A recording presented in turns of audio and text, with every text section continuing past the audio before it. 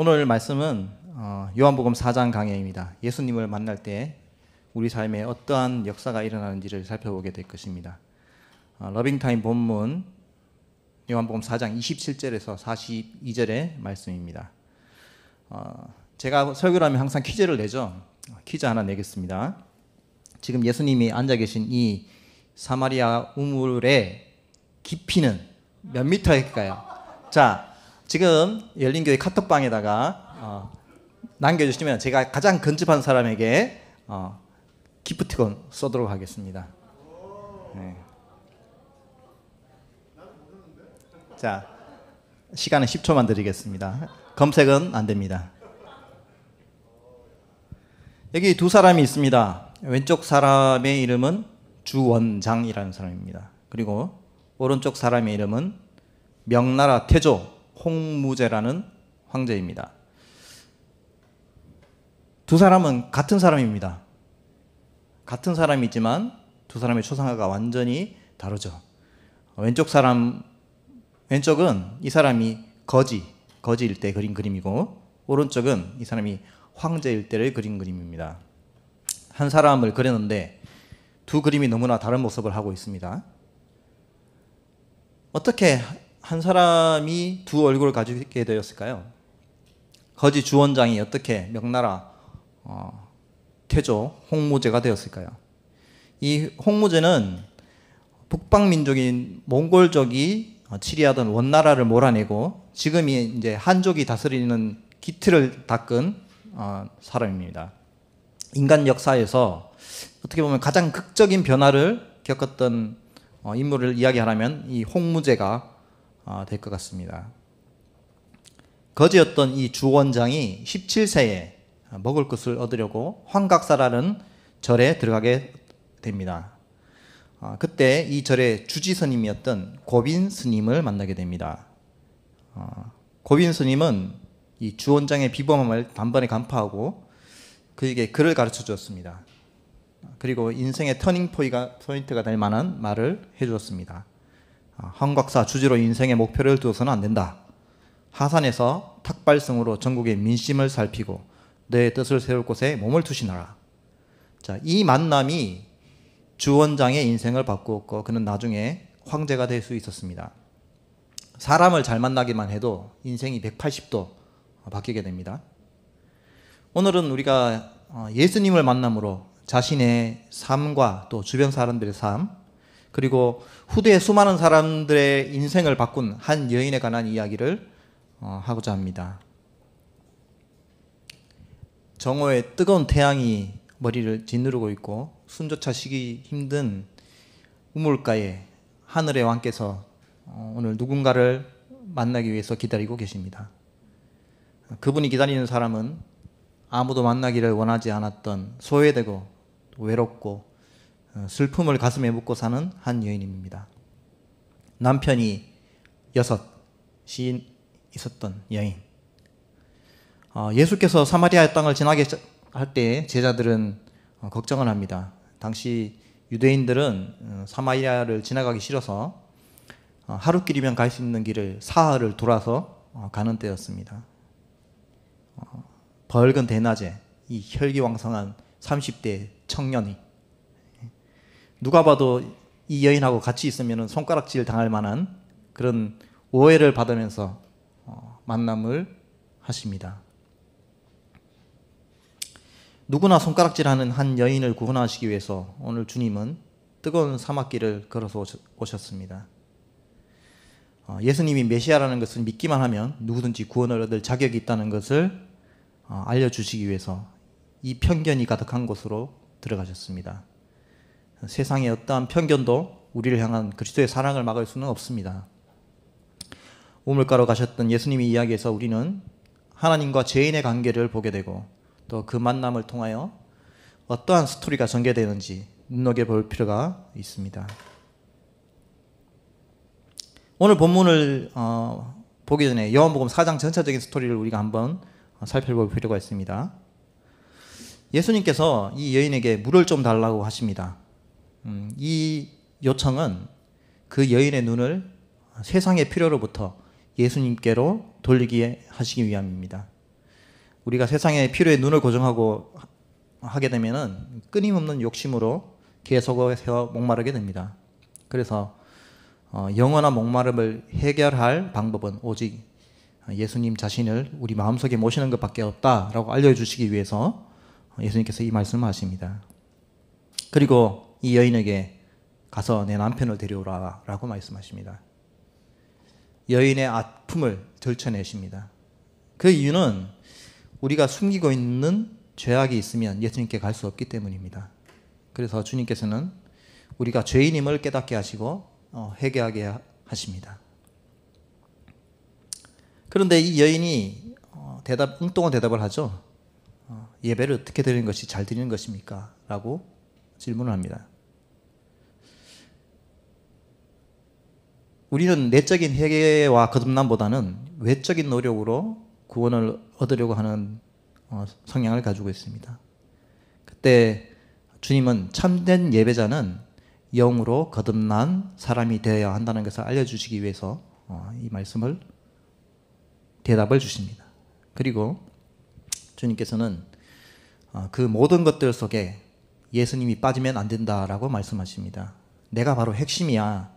나로 말미암지 않고는 아무것도 아니다 라고 말씀하시는 것이 바로 요한복음 4장의 주요 내용입니다. 그 다음에 이어지는 내용이 바로 오늘의 내용입니다. 예수님을 만날 때 도대체 어떤 일이 일어납니까? 오늘 본문을 통해 우리는 그 모습을 보게 될 것입니다.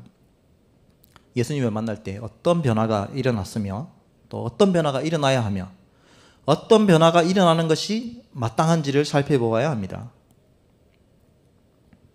여자가 물동이를 버려두고 동네로 가서 사람들에게 이르되 내가 행한 모든 일을 내게 말한 사람을 와서 보라.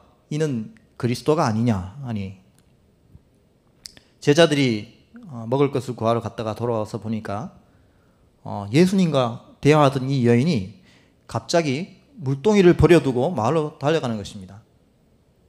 이 여자는 지금 물을 뜨러 온 여자입니다. 이 여자의 목적은 사람들의 눈을 피해서 조용히 물을 뜨고 사라지는 것입니다. 정오의 뜨거운 태양보다 더 뜨거운 이 사람들의 눈과 입을 피하여 이 자리에 온 것입니다. 물동이는 이 여자의 목적을 달성하는 수단이었습니다. 물동이를 두고 가면 이 여자의 목적은 허사로 돌아가게 되는 것입니다. 그런데 이 여자는 지금 그녀가 이 우물가에 온 목적을 잊어버렸습니다. 그 목적이 바뀌어버린 것입니다. 예수님을 만났다는 것은 내가 어떠한 목적을 가지고 살았던 또 과거에 어떠한 잘못을 하고 살았건 상관이 없습니다. 내 삶의 최고의 가치가 바뀌어버린 것입니다. 이것은 누가 설명해 주는 것이 아니라 내 안에서 체험되어지는 것입니다. 이것이 예수를 만난 것입니다. 많은 사람들이 특별히 우리 재림교인들이 자신이 예수를 만났는지 거듭남을 경험했는지에 대한 의구심을 많이 가집니다. 자, 우리 거듭남을 경험했다는 것이 무슨 신령한 체험을 하고 또 막 방언을 하고 그죠? 또 성품이 갑자기 막 온화해져. 그리고 인내심이 생겨서 참을성 있게 변화되는 것. 이런 것을 우리가 거듭남이라고 생각합니다. 이런 생각을 하는 이유는 우리가 성경을 도덕적으로 봐서 그렇습니다. 이 여인을 한번 보십시오. 이 여인의 성품이 갑자기 변해서 하늘의 광채가 얼굴에 막 빛나고 있나요? 보지 않아서 잘 모르겠습니다. 그런데 우리가 생각하는 그런 변화는 있지 않았습니다. 외적으로는 바뀐 것이 하나도 없었습니다. 그렇다면 무엇이 변한 것일까요? 많은 사람들이 거듭남을 성품이 변한다 그래서 제가 성경을 한번 찾아봤습니다. 성품이라는 단어를 찾아봤더니 구약 성경에 17번 나와 있고 신약에는 한 번 나와 있습니다. 그런데 이 성품이라고 번역된 단어가 다 뭐냐면은 네페시, 루아흐입니다. 이게 무엇입니까? 성령이라는 것입니다. 네. 이 말들은 다 성령을 나타내는 것들이에요. 이것은 우리의 도덕적 성품이 착하게 변하는 것이 아니라 위로부터 오는 영이 우리 안에 들어오심으로 말미암아서 우리의 성품이 성경이 말하는 것으로 바뀌는 것입니다. 네. 그래서 요한복음 3장에 보면 니고데모가 예수님을 찾아오는데 더 설명하게 이것이 설명되어 있습니다. 니고데모가 예수님을 찾아왔습니다.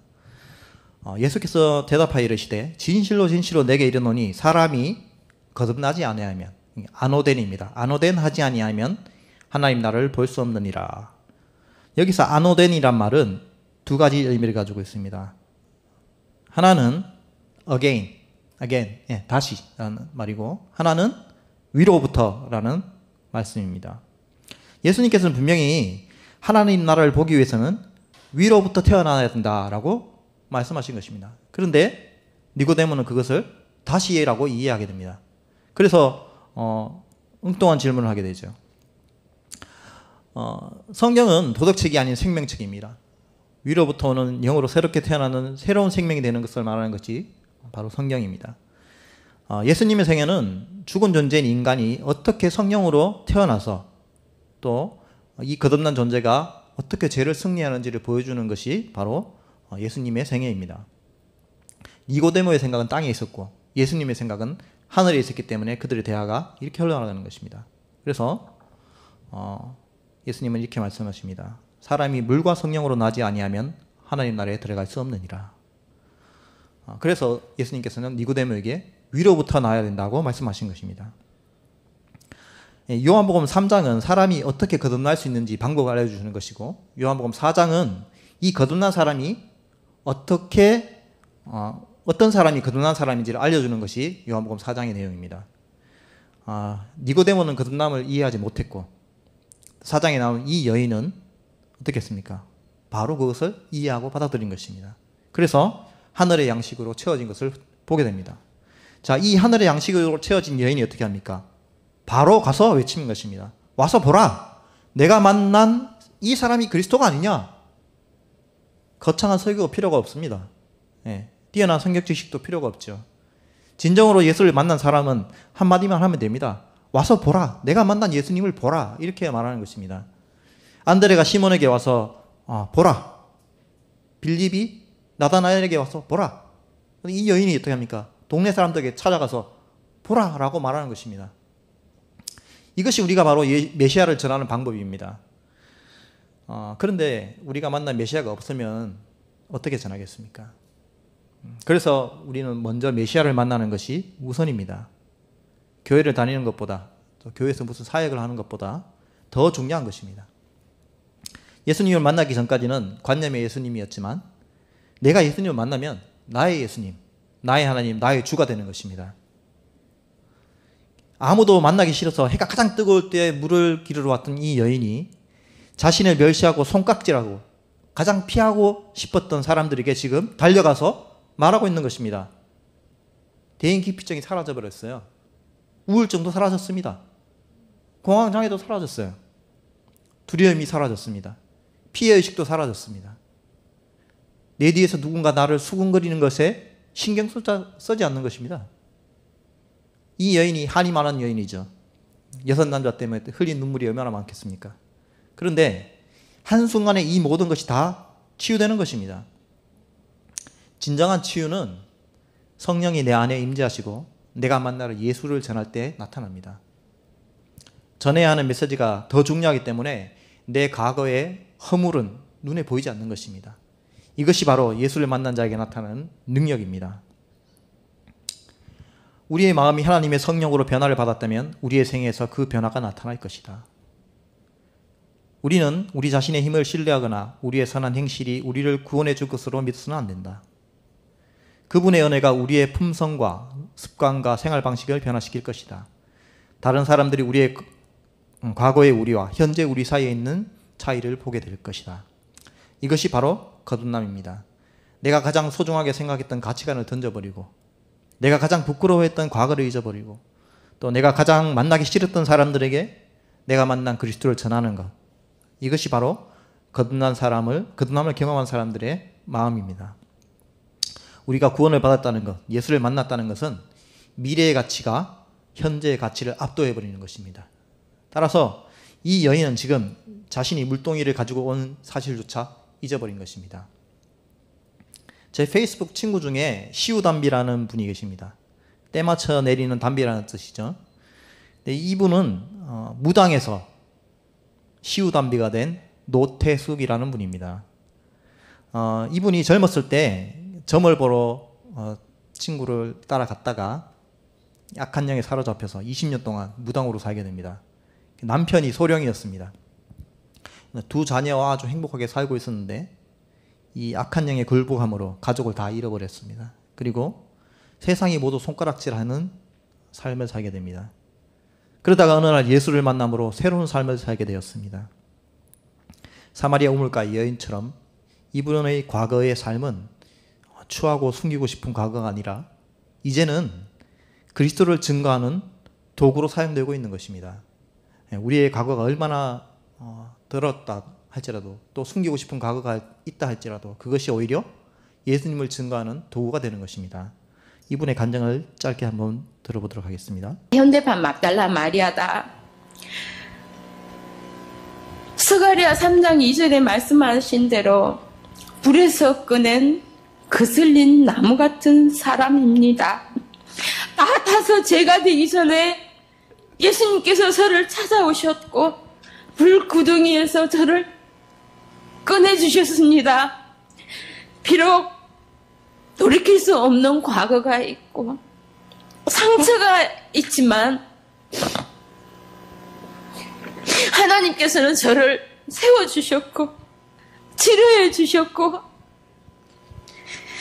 회복시켜 주셨고 이제는 하나님을 증거하는 여인이 되게 하셨습니다.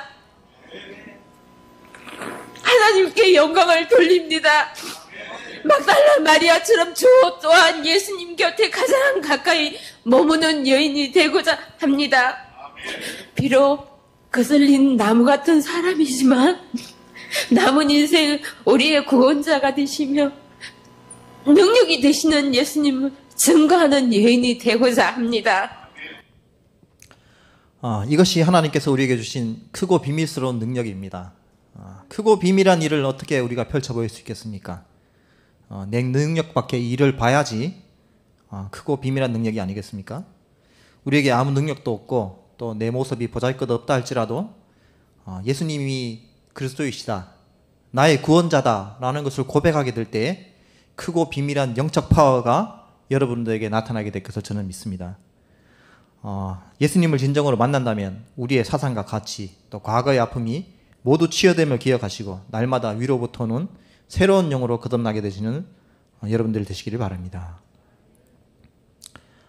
예수님을 만날 때 우리는 하늘 양식으로 배부르게 됩니다. 그 사이에 제자들이 청하여 이르되 라삐어 잡수소서 이르시되 내게는 너희가 알지 못하는 양식이 먹을 양식이 있느니라. 제자들이 서로 말하되 누가 잡수실 것을 갖다 드렸는가 하니 제자들이 지금 예수님께 와서 음식을 드시라고 권합니다. 지금 무슨 일이 벌어지고 있는지를 잘 모르는 것입니다. 마을에서는 사람들이 막 쏟아져서 나오는데 제자들은 예수님한테 먹을 것을 권하고 있습니다. 이들에게는 배를 채우는 것이 더 중요한 가치관입니다. 그들은 아직도 육적인 것에 관심을 가지는 수준에 머물러 있습니다. 가족은 다 버려두고 왔을지 모르지만 예수님 곁에 있으면 뭔가 콩고물이 떨어질 것 같은 그런 생각을 하고 있습니다. 지금 예수께서 이르시되 나의 양식은 나를 보내신 이의 뜻을 행하며 그의 일을 온전히 이루는 이것이니라. 예수께서는 나는 그런 거 안 먹어도 배부르다 라고 말씀하십니다. 그분의 양식은 무엇일까요? 또 하나님의 뜻을 행하는 것, 또 하나님의 일을 온전히 이루는 이것이 무엇이라고 생각하십니까?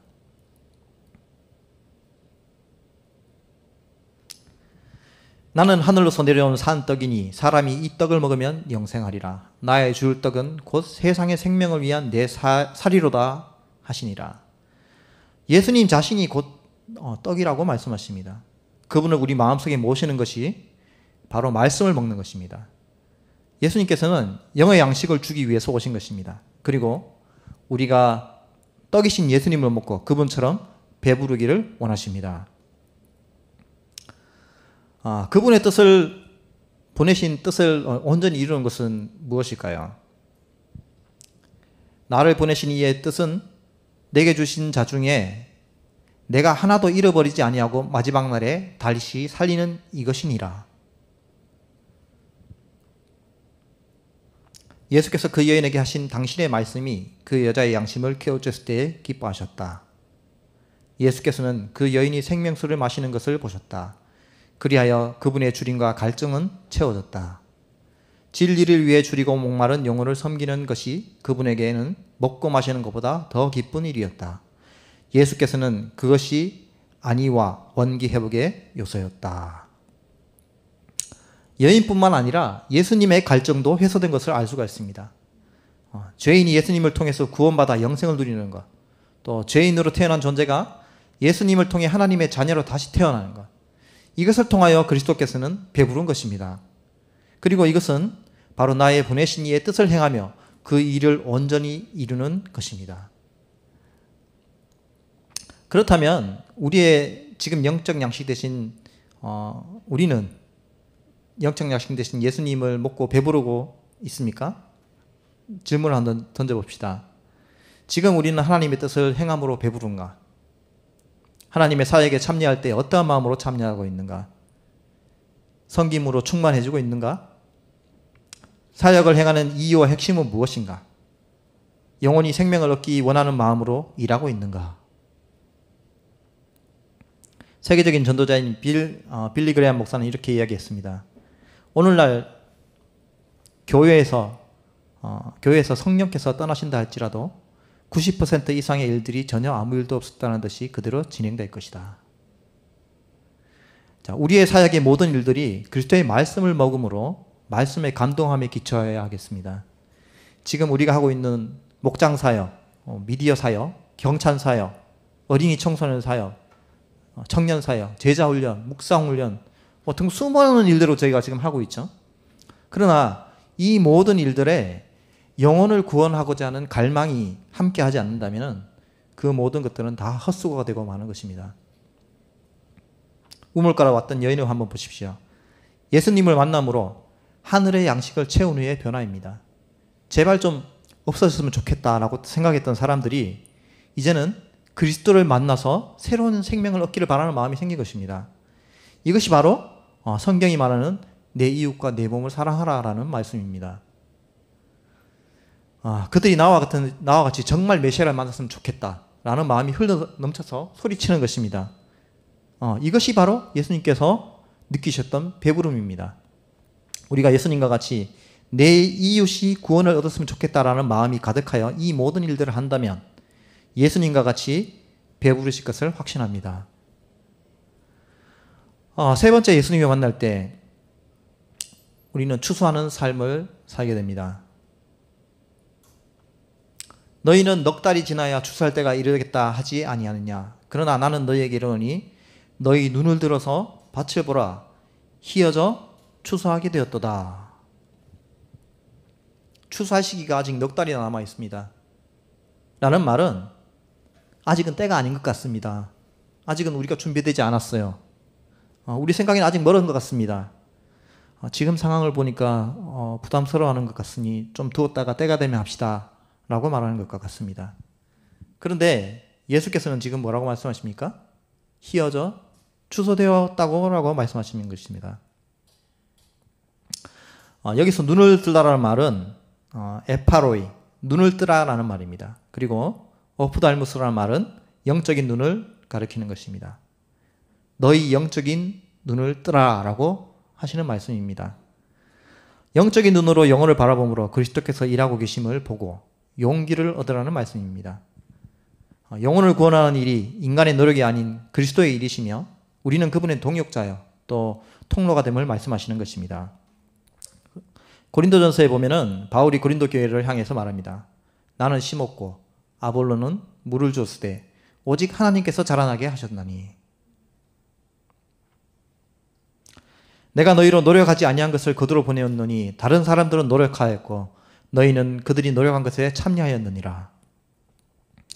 시대의 소망에서는 예수께서 하신 말씀을 오순절의 사건을 내다보고 하신 말씀이라고 기록하고 있습니다. 예수께서 뿌리신 이 씨가 오순절에 하루에 3,000명씩 이삭을 거두는 일로 발전하게 되는 것을 우리가 볼 수 있습니다. 구주께서는 이때 오순절 날의 위대한 수확을 바라보고 계셨다. 제자들은 그들 자신의 노력의 결과로 여기지 말 것이었다. 그들은 다른 사람의 노력한 것에 참여하고 있었다. 오순절에 성령을 부어주심으로 말미암아 수천 명이 하루에 회개하게 될 것이다. 이것은 그리스도께서 파종하신 결과 곧 그분의 사업의 수확이었다. 그리스도께서 피로 씨를 뿌리신 것을 제자들이 거두게 됩니다.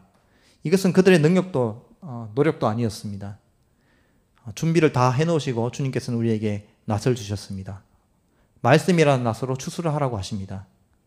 사방이 휘어져서 추수할 때가 되었으니 두려워하지 말고 복음을 전하라고 말씀하십니다. 예수께서 승천하신 후에 오순절의 사건이 일어나기 전까지 시간이 얼마나 있었는지 아십니까 혹시? 그 기간이 불과 열흘밖에 아닙니다. 우리가 생각하는 것보다 훨씬 짧은 시간에 엄청난 수확을 거두게 되는 것을 보는 것입니다. 하나님의 일은 항상 우리의 생각을 초월합니다. 그렇다면 우리가 복음은 또 어떻게 이렇게 생각지도 못한 방법으로 전해지는 것일까요? 예수를 증거하러 나갔던 여인의 모습을 한번 보십시오. 우리가 이제 생명이 전해지는 것은 생명이 전해지는 것과 소리가 전해지는 것의 차이를 알 수가 있습니다. 메시지를 전할 때는 소리에서 소리로 전해집니다. 그러나 조금 더 깊은 단계로 가게 되면은 마음에서 마음으로 전할 수 있습니다. 그렇지만 이 하나님의 언어는 영에서 영으로 전해지는 것입니다. 그래서 메시지를 받은 사람이 영이 살아나는 것입니다. 예수님이 몇 마디 하시지 않았습니다. 그러나 이 여인은 영이 살아난 것을 볼 수가 있습니다. 하늘의 영으로 새로 태어나서 영의 언어로 지금 말을 하는 것입니다. 여자의 말이 내가 행한 모든 것을 그가 내게 말하였다 증언하므로 그 동료 중에 많은 사마리아인이 예수를 믿는지라. 이 여인은 사람들이 아무도 쳐다보지 않던 여인입니다. 유대인들은 사마리아인을 개취급했죠. 그런데 그 사마리아인들이 개취급하던 여인이 바로 이 여인입니다. 그런데 이 여인 안에 하늘의 영이 살아서 숨쉬니까 사람들이 다르게 보는 것입니다. 이 여인이 콩으로 매주를 쏜다 해도 아무도 믿지 않았을 것입니다. 그러나 영이 새롭게 된 사람의 말에는 귀를 기울이는 것입니다. 진리는 영으로 전해지게 되어 있습니다. 그것이 바로 성령이 일하시는 것입니다.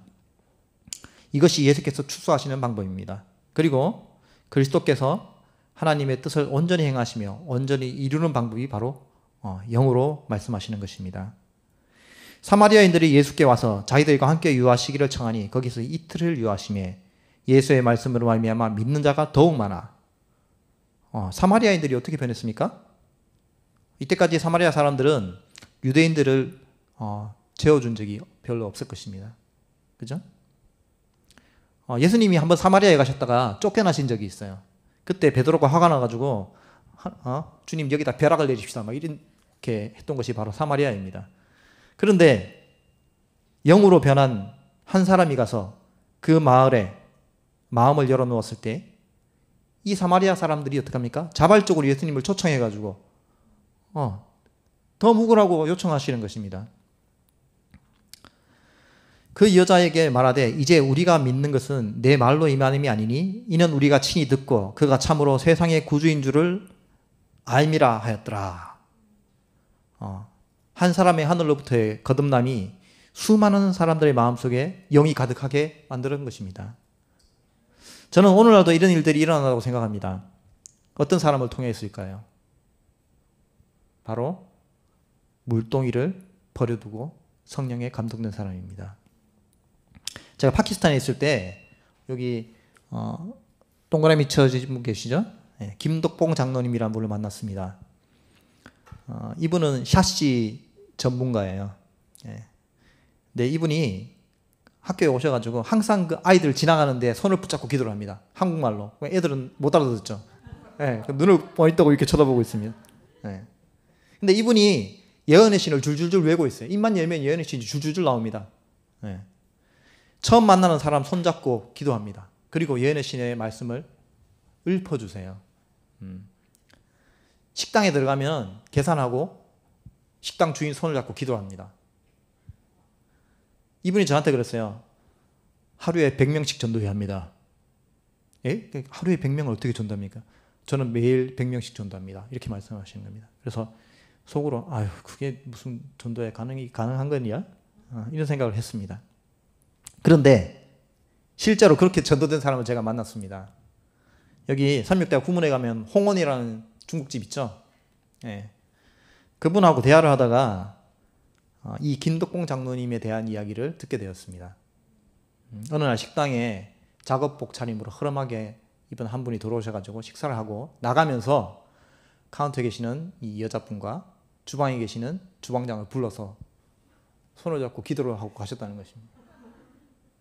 그런데 이분들이 그것에 감동해가지고 지금 별로교회에 다니고 있습니다. 그리스도의 영이 이 장로님 안에 가득하기 때문에 추수하는 삶을 살고 계시는 것입니다. 한편으로 우리가 씨를 열심히 뿌리고 있는데 결과가 잘 안 나타날 때가 있죠. 지금 당장 결과가 나오지 않아도 실망할 필요가 없습니다. 1888년에 27차 대총회가 열렸어요. 이때 이제 우리 교단 안에 믿음으로 말미암는 의가 처음으로 이제 얘기되던 대총회입니다. 그때 아브라함 라루라는 한 평신도가 중국에 선교사로 보내달라고 요청을 하게 됩니다. 그 사람의 직업은 광부였습니다. 그리고 선원이었습니다. 나중에 나이가 들었을 때는 목동의 일을 하게 됩니다. 50세의 재림기별을 받아들이고 양을 치는 목동의 일을 하면서 복음을 전합니다. 아브라함 라루가 중국에 선교사로 보내달라고 했다가 몇 살입니까 지금? 66세. 예. 나이가 너무 많다는 이유로 거절을 당하게 됩니다. 아브라함 라루 형제여, 당신은 중국어를 말하지 못하며 또 새 언어를 배우기에는 나이가 너무 많습니다. 당신은 선교사로 훈련을 받은 일도 없고 많이 연구한 학자도 아닙니다. 해외 선교사로 일하기 위해 필요한 훈련을 받은 적도 없습니다. 중국과 같은 미개척지에 전도의 문을 열기 위한 개척자의 자질을 가지고 있는 것 같지는 않습니다. 여러분이 이제 이런 편지를 받으면 어떻게 하시겠습니까? 만약 저한테 김영희 형제는 영어를 못하니까 파키스탄에 가지 못합니다 라고 했다면 저는 정말 좌절했을 것입니다. 그리고 바로 포기했겠죠. 다행히 영어 테스트를 하지 않아서 저는 갔다 왔습니다. 대총회에서 이 편지를 받는 순간 아브라함 라루는 크게 실망했지만 좌절하지 않았습니다. 그리고 그는 어쨌든 나는 중국에 선교사로 가겠다라는 꿈을 포기하지 않습니다. 지금으로부터 107년 전에 광활한 아시아 지역의 제7회 안식 예수적인 교인은 단 한 명 아브라함 라루뿐이었습니다. 그가 작업 선교사로 일하면서 12금을 매번 보내면서 대총회에 선교사를 요청합니다. 그리고 15년의 긴 세월을 아시아에서 봉사하고 1903년에 홍콩에서 생을 마감합니다. 그때 나이가 81세입니다. 그런데 지금 107년이 지난 오늘 아시아 태평양지의 안에는 100만 명 이상의 사람들이 재림교인으로 살고 있습니다. 이것이 얼마나 놀라운 하나님의 축복입니까? 우리가 예수님을 진정으로 만나서 마음에 모시게 될 때 오순절의 역사가 우리 삶 속에 일어나게 될 것을 확신합니다. 오늘의 주제 찬미입니다. 우물가로 나왔던 여인같이 세상의 헛된 것들을 구하기 위해서 발버둥 칠 것이 아니라 영원히 목마르지 않는 샘물 되시는 그리스도께 나오시기를 바랍니다. 이 땅이 주는 쾌락과 비교할 수 없는 영원한 보화가 예수께 있습니다. 진정한 만족은 오직 예수 그리스도께 있다는 것을 기억하시기를 바랍니다. 결론을 맺겠습니다. 예수님을 만날 때 삶이 변화됩니다. 예수님을 만나서 거듭난다는 것은 우리의 사상과 가치관이 하늘로부터 오는 영으로 말미암아 그분을 향하여 변한다는 것입니다. 자신의 목적이 물동이를 잊어버린 여인처럼 우리의 모든 삶이 그리스도를 향하기를 바랍니다. 예수님을 만날 때 우리는 하늘 양식으로 배부르게 됩니다. 예수님의 양식은 죽은 죄인들에게 생명을 주심으로 우리가 새로운 삶을 얻게 된 것을 보고 기뻐하는 것입니다. 하늘로부터 오는 영의 양식으로 새롭게 되시어 예수님과 같이 영의 양식으로 배부르시고 만족하는 삶을 사는 우리가 되어야 하겠습니다. 예수님을 만날 때 우리는 추수하는 삶을 살게 됩니다. 영의 눈을 떠서 익어져가는 추수한 곡식을 바라보라고 하십니다. 편견 없이 우리를 대하신 그리스도처럼 세상을 편견 없이 바라보시기를 바랍니다. 그리고 예수 그리스도가 바로 나의 구주시라고 외치시기 바랍니다. 그리하여 세상이 감당할 수 없는 그런 사람, 그리고 그런 열린 교회가 되기를 간절히 바라면서 말씀을 마치겠습니다.